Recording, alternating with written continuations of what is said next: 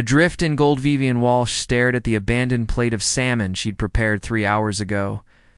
The lights of San Francisco twinkled through the floor-to-ceiling windows of the penthouse, flanking her with their steady brilliance. She checked. Her phone again, no new messages since Damien's terse text. Meeting running long, don't wait up.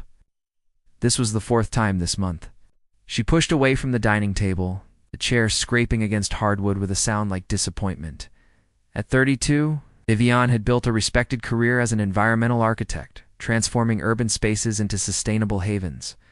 She'd met Damien Frost 8 months ago at a green technology conference where he was the keynote speaker. Damien wasn't just wealthy. He was revolutionizing renewable energy storage with his company, Horizon Tech. Their connection had been immediate, intellectual, passionate, consuming. For the first 3 months, Vivian had felt seen in ways she never had before.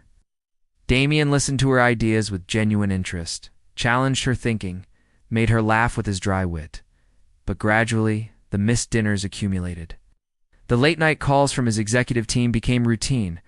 The warmth in his eyes grew distant, replaced by a calculated focus that made her feel like another project to manage. This is the last time, Vivian whispered to herself, running her fingers along the marble countertop that felt as cold as their recent interactions. She moved through the penthouse with purpose. Collecting her belongings, the novel from her nightstand, her favorite sweater draped over his reading chair, her moisturizer from the bathroom cabinet. Each item felt like reclaiming a piece of herself. Their relationship had followed a precise pattern, intense connection followed by his gradual withdrawal. Then, just when she was ready to end things, Damien would resurface with grand gestures surprise. Weekends in Tokyo, rare first editions of her favorite books, heartfelt conversations that stretched until dawn. But the cycle always repeated, leaving her feeling like she was drowning in beautiful emptiness.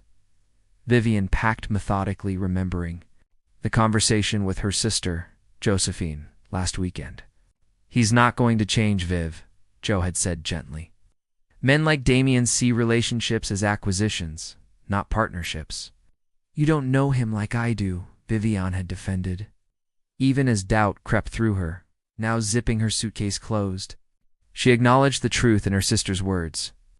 She'd been making excuses for a man who scheduled 15-minute blocks for personal calls, but could spend hours dissecting market trends. The penthouse elevator required a key card. Vivian slipped it into her pocket, taking one last look at the space that had never quite felt like home despite its opulence. She'd left a note on the kitchen island, simple, direct. "I deserve more than fragments of your attention. Goodbye. Damien." As the elevator doors opened, Vivian heard the penthouse door slam open. Damien appeared at the end of the hallway, his usual composed demeanor shattered. His tie hung loosely around his neck, dark hair disheveled, as if he'd been running his hands through it repeatedly. "Vivian, wait," he called, his voice echoing in the empty corridor. She stepped into the elevator, her heart pounding against her ribs. "There's nothing left to say, Damien?" "Please," he said, closing the distance between them with long strides. 5 minutes, that's all I'm asking?" Something in his voice, a rawness she'd never heard before, made her hesitate. Her finger hovered over the lobby button. "Why?" she asked, one hand gripping her suitcase handle so tightly her knuckles whitened. "So you can promise things will be different? We both know they won't." Damien stood before her now, his breath coming in quick bursts. The polished veneer of the tech titan had cracked, revealing something vulnerable beneath. "Because I'm terrified," he whispered, the words barely audible. "Not of losing another investment or failing at another project. I'm terrified because for the first time since Elise, I can't imagine my life without someone in it." Vivian's hand fell away from the button. "Who's Elise?" Shattered reflections, Damien's shoulders sagged as if the name alone carried physical weight. The fluorescent light of the hallway cast harsh shadows across his face, highlighting the dark circles under his eyes that his usual confidence had always masked. "Let's not do this in a hallway," he said quietly. Vivian hesitated, one foot still in the elevator. Part of Hertha, part that had packed her bags with such resolves, creamed to continue downward, away from the cycle of hope and disappointment. But another part, the one that had glimpsed something authentic in his broken expression, kept her rooted in place. 5 minutes, she conceded, rolling her suitcase back into the penthouse.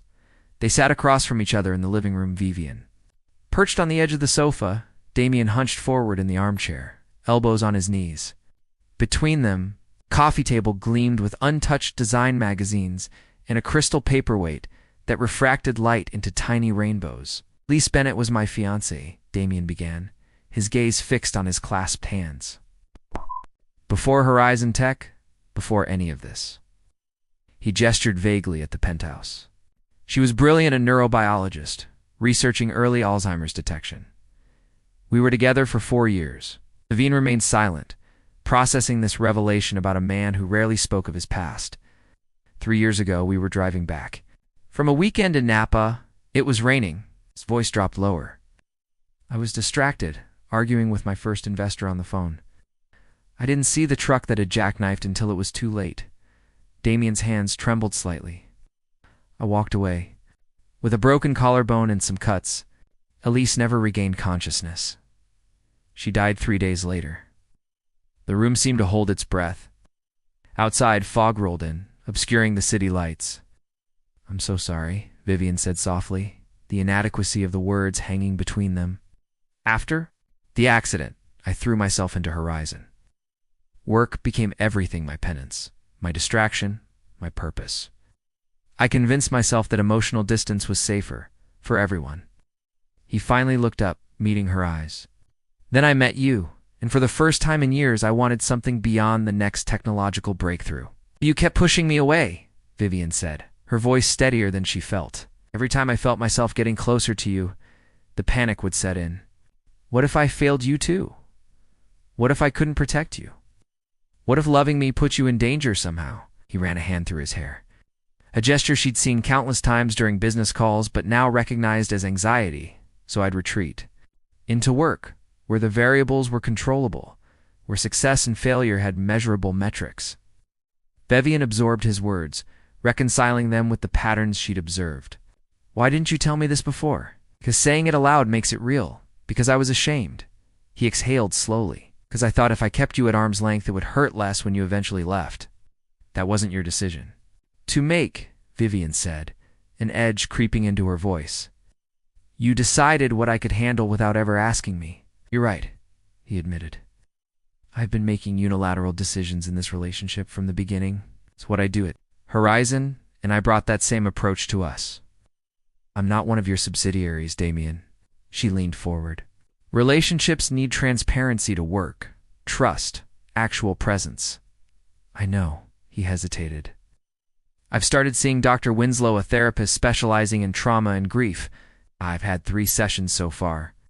This revelation surprised her more than his confession about Elise.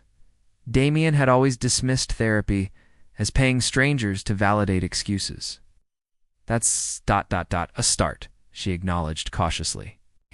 I'm not asking you to stay because I've suddenly fixed everything, Damien said. I'm asking for a chance to do the work to learn how to be present, even when it terrifies me. To stop treating emotional vulnerability like a system failure. Vivian stood and walked to the window, watching the fog envelop the city. The truth was, despite everything, she still loved him. Not the tech magnate persona he showed the world, but the man who left her rambling voicemails about quantum physics at 3 a.m. because he thought she'd find them interesting.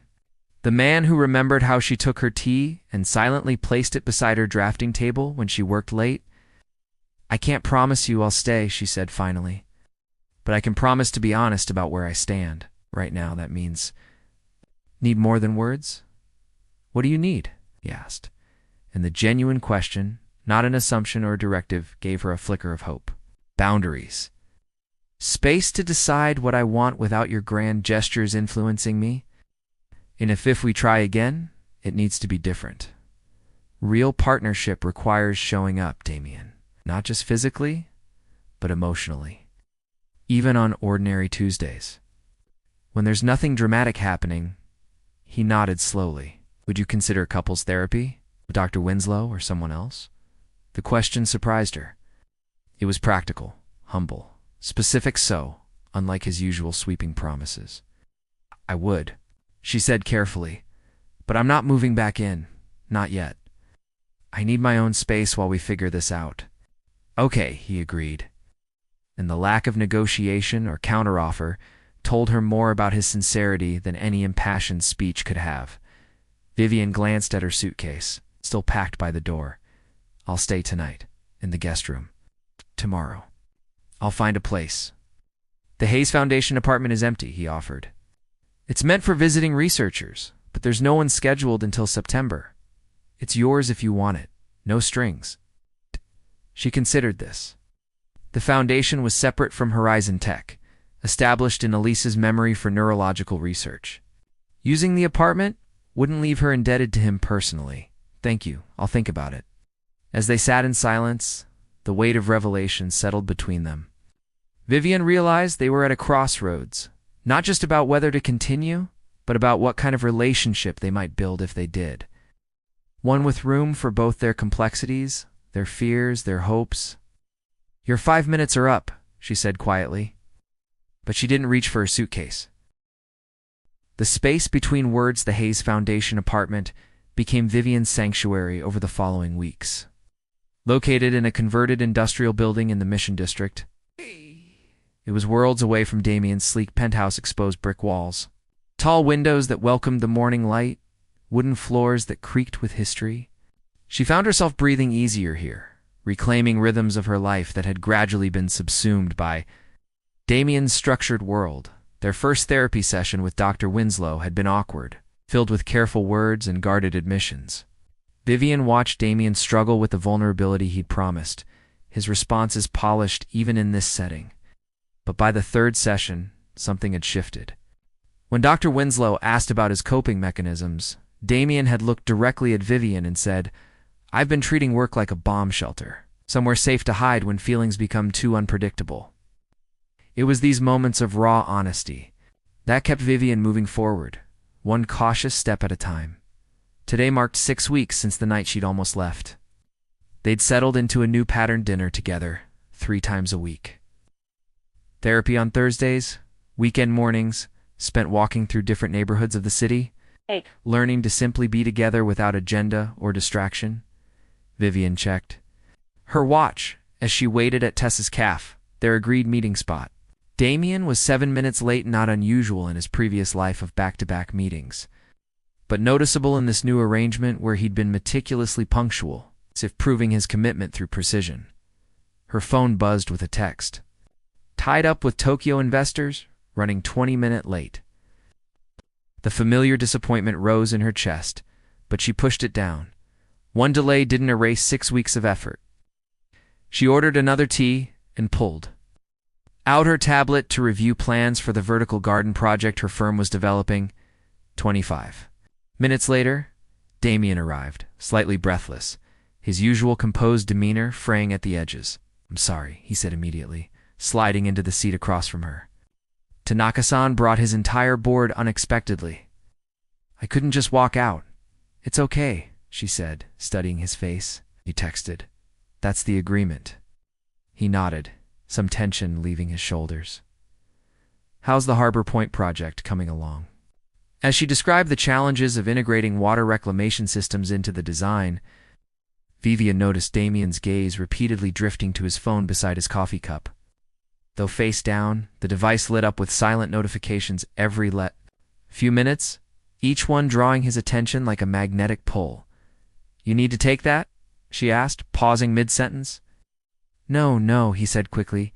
"It's just the Tokyo team. They can wait." But his fingers drummed against the tabula tel. She'd come to recognize as his mind racing through business calculations. The familiar distance was creeping into his eyes.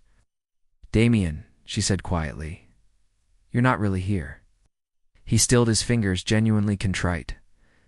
"I'm trying, Viv. I know you are." She took a deep breath. "But this is exactly what Dr. Winslow talked about. You're physically present, but mentally back at Horizon. The Tanaka deal could revolutionize our energy storage capabilities across Asia," he explained, then caught himself. "But that's not the point, is it?" "No." She wrapped her hands around her tea mug, drawing warmth from the ceramic. "You've been doing better. Much better. But today I can see you slipping back into old patterns. It's been a challenging week, he admitted. The board is questioning the timeline for the new battery prototype. The pressure is. He trailed off, recognizing the familiar justification. Remember what Dr. Winslow said about compartmentalizing? Vivian prompted gently. That it's not about ignoring work stress, but about being conscious of transitions. He recited the therapist's words. I'm supposed to acknowledge when I'm bringing work tension into our space and name it, not pretend it isn't there. So, Damien took a slow breath. I'm anxious about the Tanaka negotiations. If they go well, it solves our expansion challenges. In Asia, if not, we're looking at a significant strategy pivot that the board isn't prepared for. He placed his phone in his jacket pocket, and I'm letting that anxiety hijack our time together because it feels more urgent than building us. The honesty in his self-assessment surprised her. 6 weeks ago, he would have deflected or made promises to do better without addressing the underlying pattern. Thank you for naming it, she said softly. What about you? He asked, making a visible effort to refocus. You've seemed preoccupied too. Is it just the Harbor Point deadline? The question caught her off guard. Before, Damien might have noticed her mood, but rarely probed beyond surface explanations.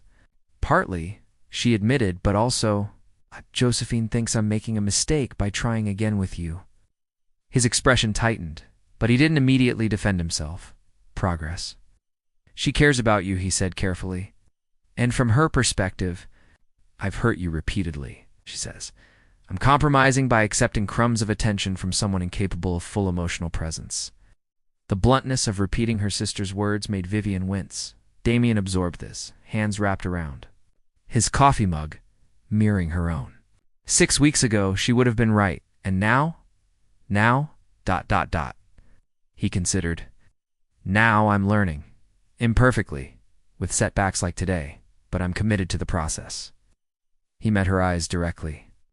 Not just to keep you, Vivian, but because I've realized how much of life I've been missing by hiding in work.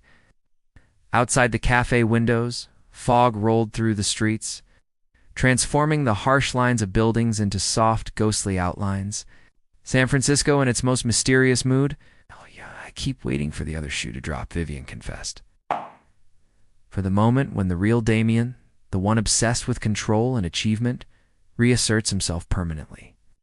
The driven CEO is still part of me, he said, but he's not all of me. Before Elise died, I knew how to be both. They sat in silence, the ambient noise of the cafe wrapping around them, espresso machines hissing. Casual conversations, the clink of ceramic. Would you be willing to meet Josephine? Vivian asked suddenly. Not to convince her, but to show her who you are beyond the headlines and my complaints. The proposal clearly caught him off guard. Meeting family represented a step toward integration. They hadn't yet discussed. I'd like that, he said after a moment. I suspect she'll be a tougher audience than the Horizon board. Vivian smiled slightly. Definitely. She's fiercely protective, as she should be. He reached across the table, his hand stopping just short of her Zan invitation rather than an assumption. Thank you for not giving up on me that night, for being willing to see beyond what I've shown the world. She bridged the final distance, lacing her fingers with his. We're still in process, Damien. Both of us. I'm learning, too, how to hold boundaries without walls, how to forgive without forgetting. In the space between their words, in the careful, the way they held this fragile new understanding, Vivian felt something unfamiliar taking root. Not the breathless infatuation of their beginning, nor the resigned disappointment of recent months, but something more resilient, a quiet determination, to grow something sustainable from the wreckage of what came before. Ghosts of Tomorrow, the charity gala for the Haze.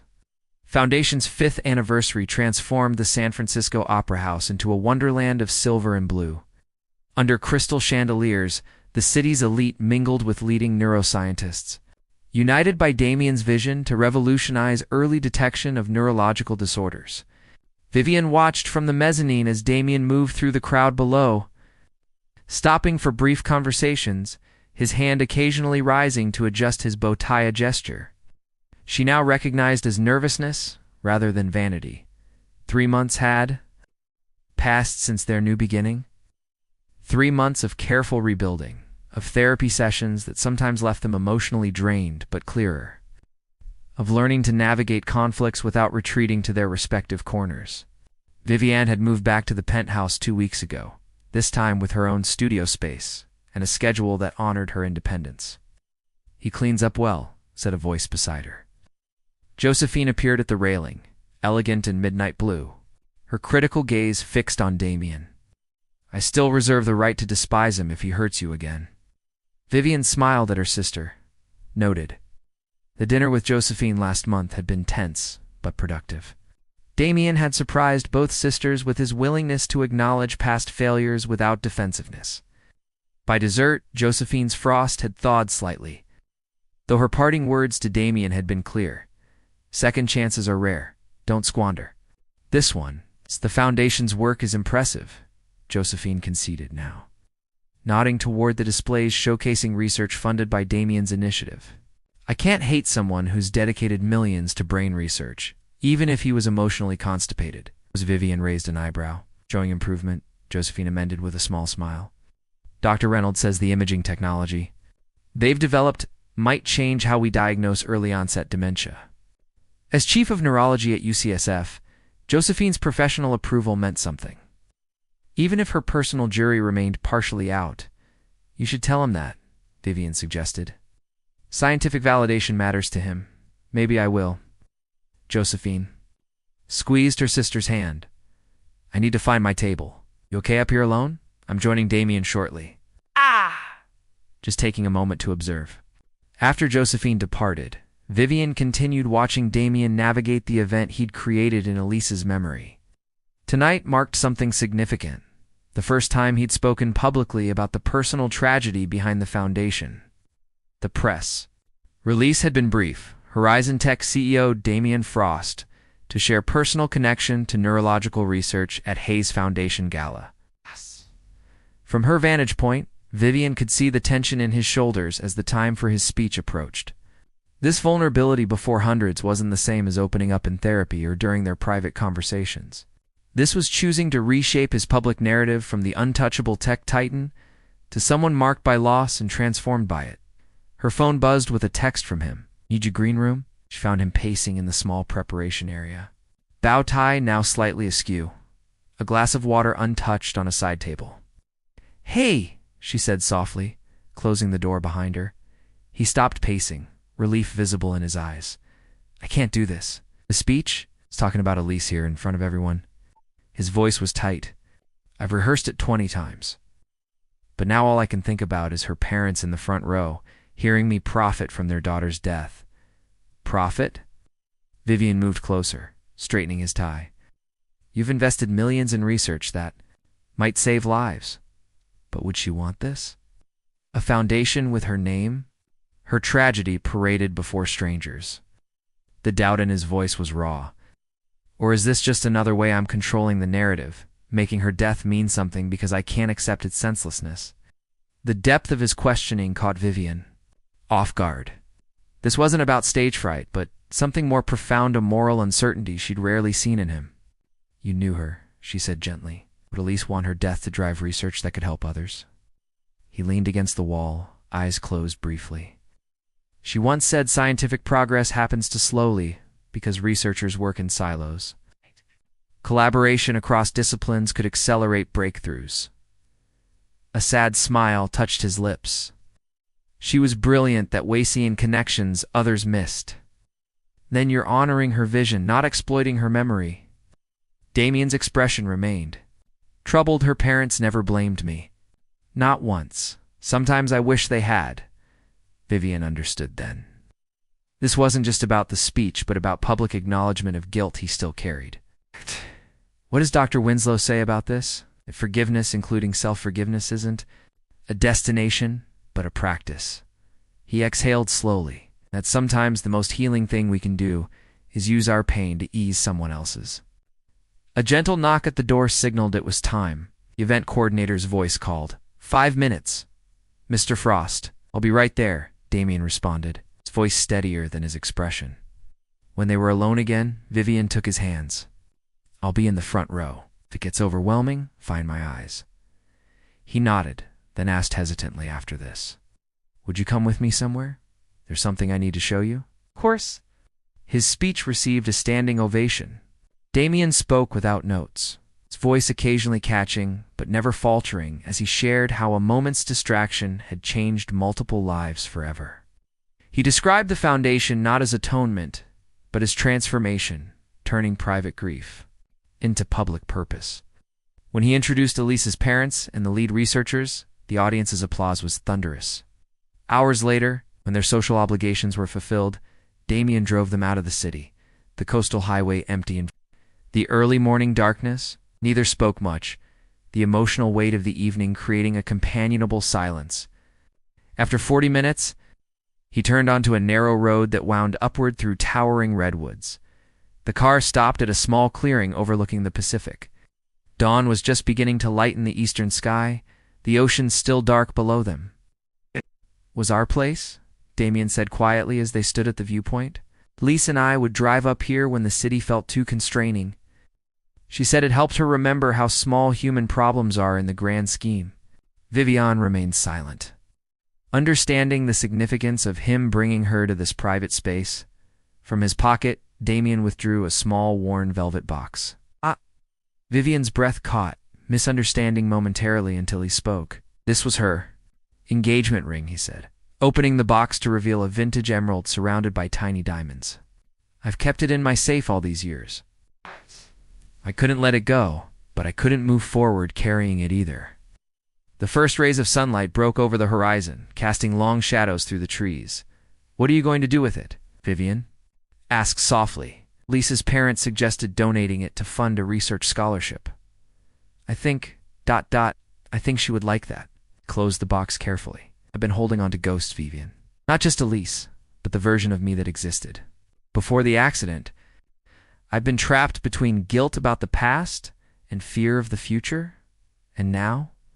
He turned to face her fully, the early light illuminating his features. "Now I'm choosing to live in the present. With you, if you'll have me. Not because I've forgotten or fully healed, but because I'm learning that love isn't about perfect protection from pain. It's about being brave enough to risk it again." As the sun continued its ascent, painting the ocean in shades of gold and pink, Vivian felt the weight of unspoken questions between them. Not just about their future, but about whether two people shaped by different losses could build something lasting from such complicated foundations. "I don't need answers today," Damien said, seeming to read her thoughts. "I just needed you to understand where I've been before we decide where we're going." Vivian reached for his hand as the new day unfolded before them, bringing with it possibilities neither could have imagined when their journey began.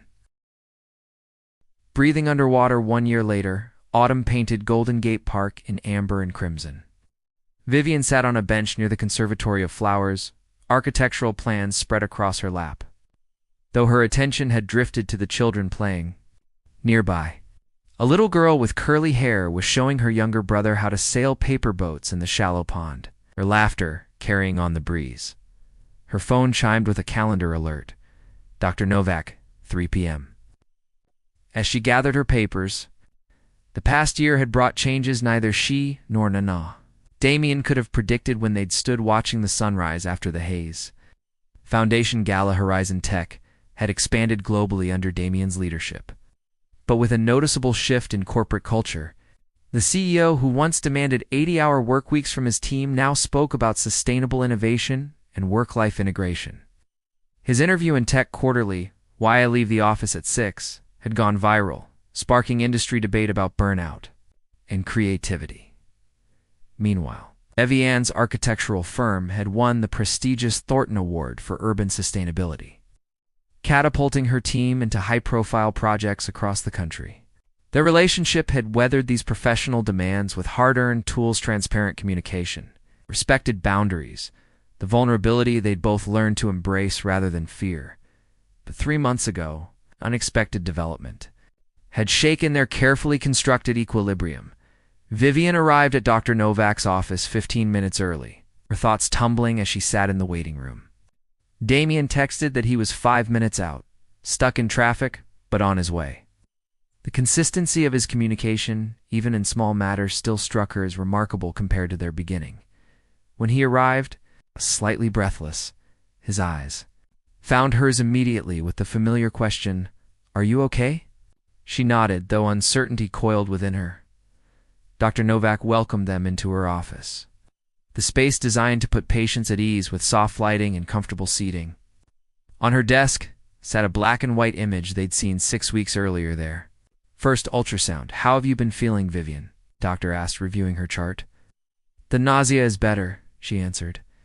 "Still tired, but managing, and emotionally." Dr. Novak's perceptive gaze moved between them.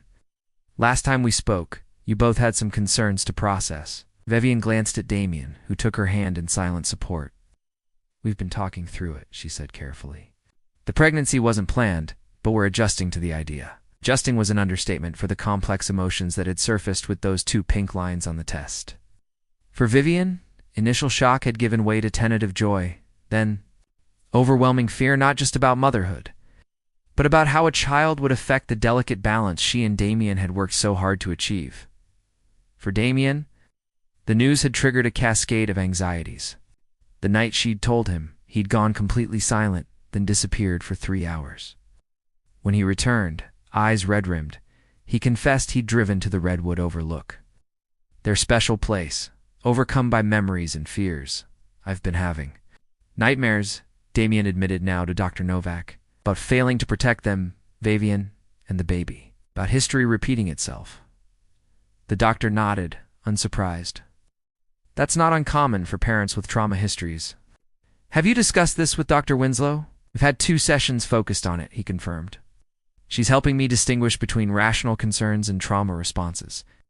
Dr. Novak turned to her computer. "Today's scan should give us more information about the development. Are you ready to take a look?"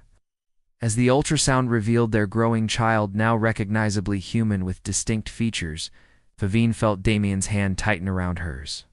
The steady rhythm of the heartbeat filled the room, a percussion of possibility. "Everything looks perfect," Dr. Novak assured them, pointing out developing organs and limbs. "Do you want to know the gender?" They had discussed this beforehand, and agreed.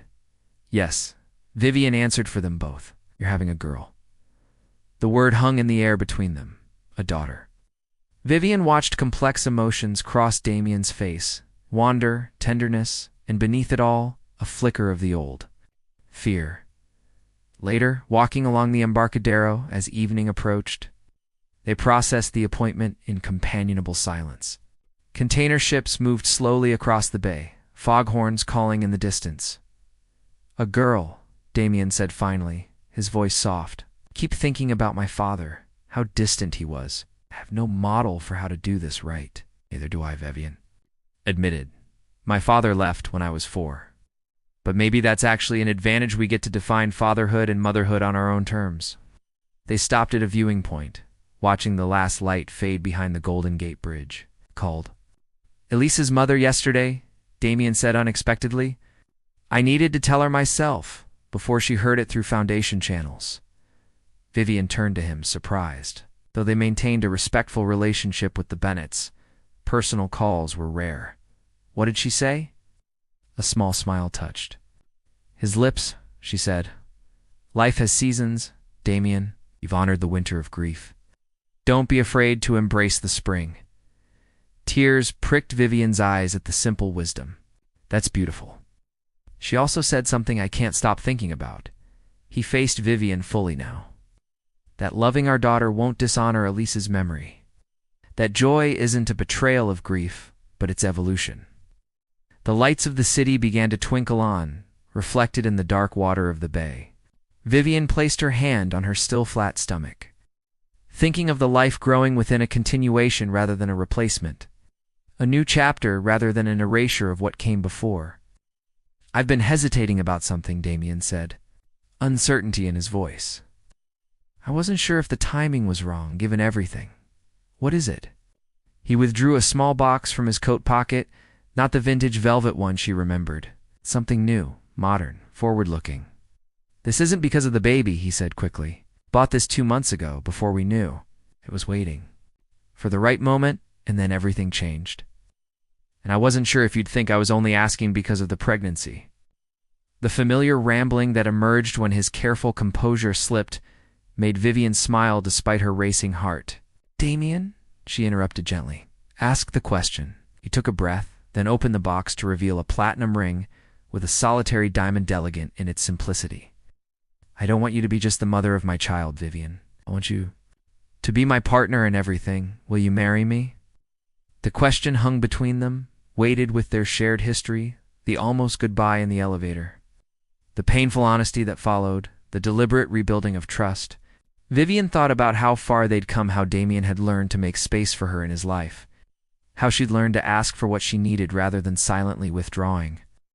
"Yes," she answered, certainty resonating through her. "Not because it's expected or traditional, but because we've done the hard work. We've earned this." As he slipped the ring onto her finger, Vivian felt not the breathless infatuation of new love, but something deeper, conscious choice to build a life together.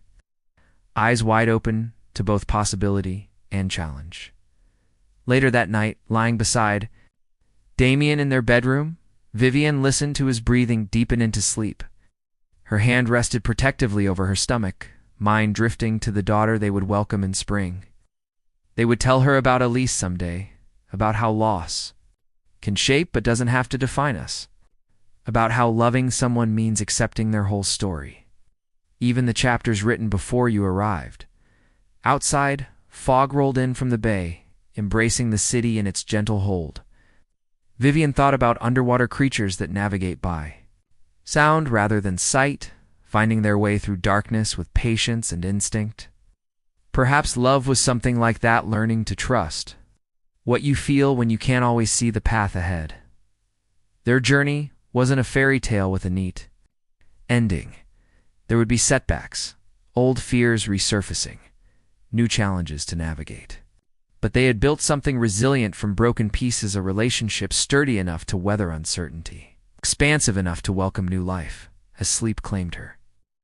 Vivian's last thought was of the paper boats she'd watched children sailing earlier that day, how the simplest vessels could stay afloat if crafted with care, how they could carry precious cargo across uncharted waters toward distant shores.